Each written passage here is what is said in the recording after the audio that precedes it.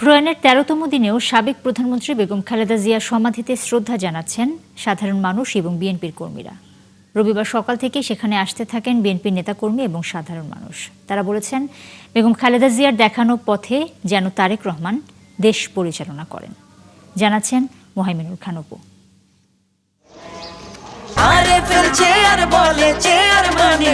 RFL chair, ক্ষমতার নয় সমতার চেয়ার।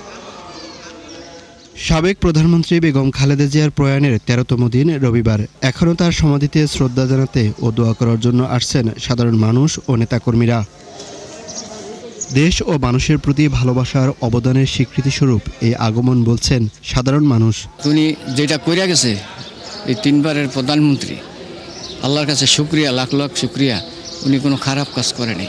ভবিষ্যতে আমরা চাই যে সেই তাদের এইটা ধরেই আমরা আগাতে চাই, দেশকে ভালো দেখতে চাই, আমরা দেশের মঙ্গল কামনা করি। শহীদ রাষ্ট্রপতি জিয়াউর রহমানের জানাজা পড়েছেন। খালেদা জিয়ার জানাজায় অংশ নিয়েছেন এমন অনেকেই এখনও আসছেন, দোয়া করছেন, শ্রদ্ধা জানাচ্ছেন। তারেক রহমান পিতা ও মাতার আদর্শ বলিয়ান রেখে দেশ শাসন করবেন প্রত্যাশা এই মানুষদের। সে পিছনের শিক্ষা থেকে এবং তার বাবা শহীদ জিয়ার যে আদর্শ, সে যে অত্যন্ত আদর্শবান ব্যক্তি ছিলেন এবং তার মা আপসীন নেত্রী ছিলেন, সেটাকে ফলো করে আশা করি সেও দেশের জনগণের জন্য কাজ করবে। আমি মরহুম জিয়াউর রহমানের জানাজাও পড়েছি।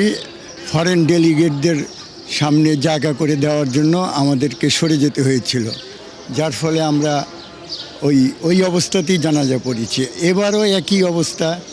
এবার তো আশাই যায়নি, এত ভিড় হয়েছে। কোরআন তেলাওয়াত, দোয়া প্রার্থনা করতে দেখা যায় নারীদেরও। এদের বেশিরভাগ এসেছেন ঢাকার বাইরে থেকে। আর আমরা নসুন দিতাইছি, আমরা দেখতাম আল্লাহ দোয়া করছি আর দোয়া করুন। অসুস্থের কারণে আইতে পারি না। কদিন খালি কান্তা আছে, আমি না যাওয়া পর্যন্ত মনে হয় যে আমি এখানে না এলে মারা যাব। তারেক রহমান রাজনীতি ও দেশ পরিচালনায় পিতা ও মাতাকেও ছাড়িয়ে অনন্য উচ্চতায় পৌঁছাবেন প্রত্যাশা, শ্রদ্ধা জানাতে আসা মানুষের। মোহাইমিনুল খান অপু, ৭১, ঢাকা।